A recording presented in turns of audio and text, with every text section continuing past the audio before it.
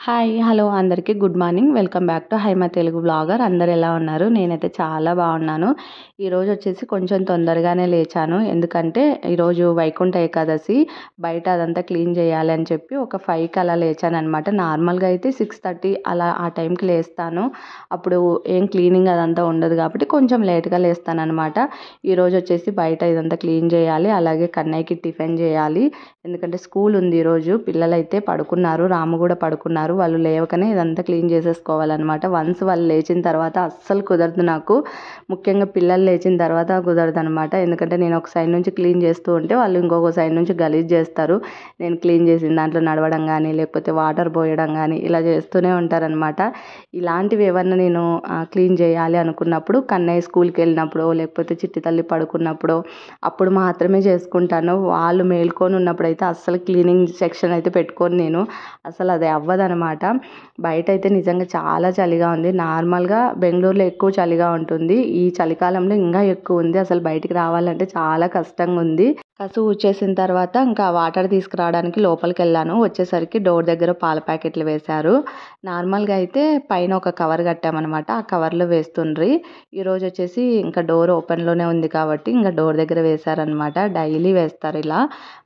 ఎందుకంటే మార్నింగే రాము వెళ్ళి తీసుకొని రాలేరు. అందుకనే ఇంకా ఆన్లైన్లో బుక్ చేసుకుంటాము మిల్క్ ప్యాకెట్లు అయితే. అండ్ ఇక్కడైతే ఇంకా ఫస్ట్ వచ్చేసి గుమ్మం క్లీన్ చేసుకుంటున్నాను. చాలా డేస్ అయింది ఇలా ఎర్లీ మార్నింగ్ లేచి క్లీన్ చేసుకొని పూజ చేసుకోవడము. ఎందుకంటే ఇంతకుముందు అయ్యప్ప మాల వేసుకున్నప్పుడు డైలీ లేస్తుంటే డైలీ క్లీన్ చేసుకుంటుంటే బట్ ఈ ఇయర్ అవన్నీ మిస్ అవుతున్నాము. నేను మిస్ అవుతున్నా. రాము ముఖ్యంగా చాలా మిస్ అవుతున్నాడు. అయ్యప్ప మాల వేసుకోవడం తనకి చాలా ఇష్టము. ఎవ్రీ ఇయర్ అయ్యప్ప మాల వేసుకునేవారు. ఈ ఇయర్ కూడా హౌస్ మొత్తం క్లీన్ చేసుకున్న తర్వాత ఇంకొక 2 డేస్లో అయ్యప్ప మాల వేసుకుంటారు అని అన్నీ డిసైడ్ అయ్యాము. బట్ లాస్ట్ మినిట్లో ఏమైందంటే రాము వాళ్ళ చిన్నాన్న చనిపోయారనమాట సడన్గా. ఇంకా అందువల్ల ఈ ఇయర్ అయ్యప్ప మాల వేసుకోలేదు. చాలా అంటే చాలా తను ఫీల్ అవుతున్నాడు, బాధపడుతున్నాడు. ఎవరన్నా బయటికి వెళ్ళినప్పుడు అయ్యప్ప మాల వేసుకున్న స్వాములను చూస్తే తెలియకుండానే మిస్ అవుతున్నా అని చెప్తున్నారనమాట. నేను కూడా అట్లా ఎర్లీ మార్నింగే లేచి ఇదంతా క్లీన్ చేసుకొని చాలా డేస్ అయిపోయింది. నార్మల్గా మార్నింగ్ టైంలో డే టైంలో చేసుకుంటాను క్లీనింగ్. కానీ ఎర్లీ మార్నింగ్ అంటే ఈ లోపల అసలు చేయలేదు నేను. అండ్ ఇంకోటి ఏంటంటే మేమున్న ఏరియాలో ఎర్లీ మార్నింగ్ బయటకు వచ్చి క్లీన్ చేసుకోవడం అంటే కొంచెం భయం వేస్తుంది. ఎందుకంటే మాది ఇండిపెండెంట్ హౌస్ అనమాట. చుట్టూ పెద్దగా హౌసెస్ కూడా లేవు. ఎక్కువ ఖాళీ ప్లేస్ ఉందన్నమాట. ఓపెన్ ప్లేస్ ఉంది. అందువల్ల కొంచెం భయం వేస్తుంది.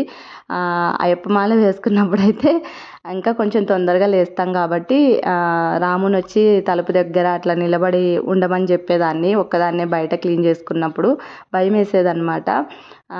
ఆల్మోస్ట్ ఇక్కడైతే ఇంకా బయట క్లీన్ అయిపోయింది. పిల్లలు కూడా లేచేసారనమాట. మాకు బయట పెద్దగా స్పేస్ అయితే లేదు. జస్ట్ చూస్తున్నారు కదా కొంచెమే ఉందన్నమాట. ఆ కొంచెంలోనే ఏమున్నా క్లీన్ చేసుకోవాలి, అక్కడే ముగ్గేసుకోవాలన్నమాట. ఇంకా బయట రోడ్డు కూడా అంత సరిగ్గా లేదు మాకైతే. అండ్ ఇక్కడ వచ్చేసి చెప్పాను కదా మా ఇంటి పక్కన ఓపెన్ ప్లేస్ ఎక్కువ ఉంది అని చెప్పాను కదా. ఈ స్థలం ఓనర్స్ ఎక్కడున్నారో మాకు తెలీదు. బట్ మా ఇంటికి ఎదురుగా ఒక పెద్ద బిల్డింగ్ ఉందన్నమాట. ఆ బిల్డింగ్కి ఒక వాచ్మెన్ ఉన్నారు. వాళ్ళు ఈ ప్లేస్లో కొంచెం క్లీన్ చేసుకొని కొత్తిమీర విత్తనాలు, మెంతి విత్తనాలు, ఆవాలు ఉంటాయి కదా, ఆవాల విత్తనాలు అవన్నీ వేసుకున్నారనమాట. అది స్థలం ఎవరిదోనో బట్ ఆ అంకుల్ వాళ్ళు క్లీన్ చేసుకొని అక్కడ చిన్నగా ఒక చిన్న గార్డెన్ లాగా తయారు చేసుకున్నారు అనమాట. నాకు చాలా మంచిగా అనిపించింది. డైలీ చూస్తాను నేను అవి మొక్కలనైతేను. అండ్ ఇక్కడ వచ్చేసి ఇంకా పసుపు కుంకుమ ఇవన్నీ పెడుతున్నాను గడపకి.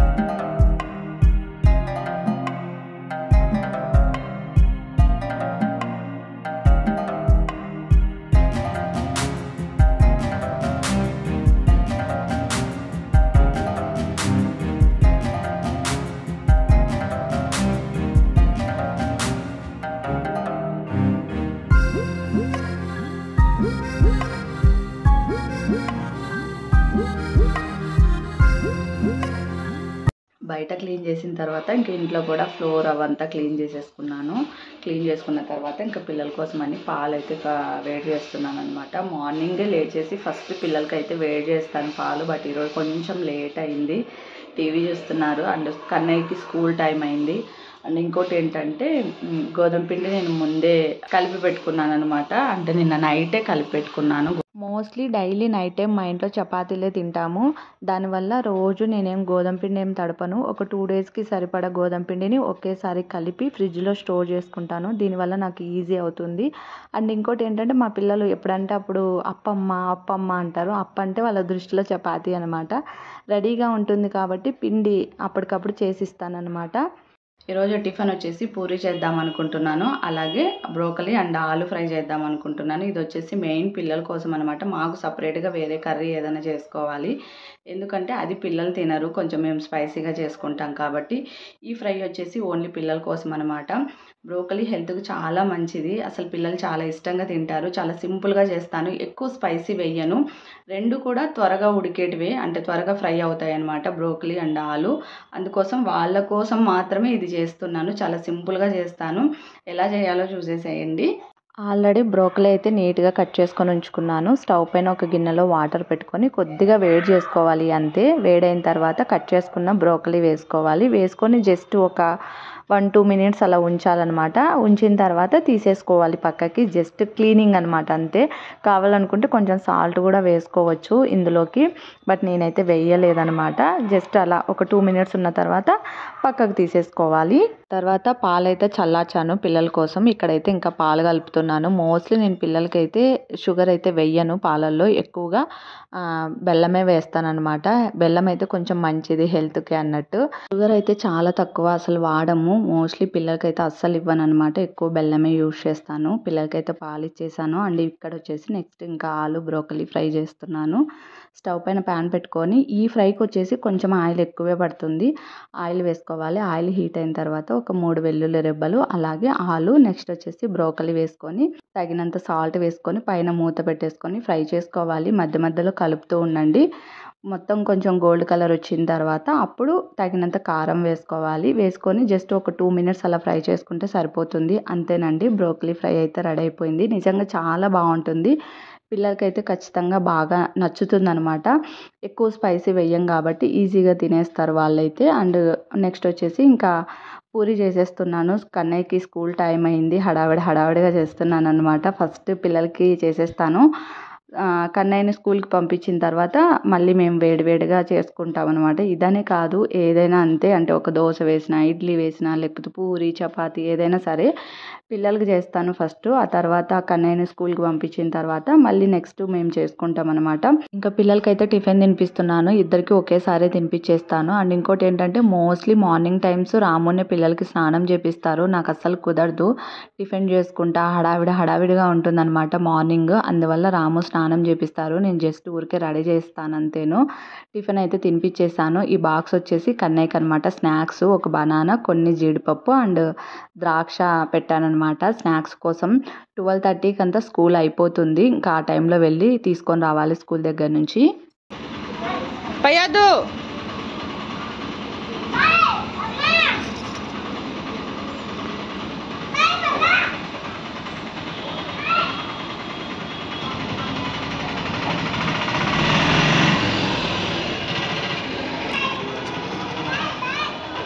కన్నయ్య స్కూల్కి పోయిన తర్వాత మళ్ళీ ఇంకొక కర్రీ చేశాను. పండుగారం చేశాను. కొన్ని చోట్ల ఎర్రగారం అని కూడా అంటారు.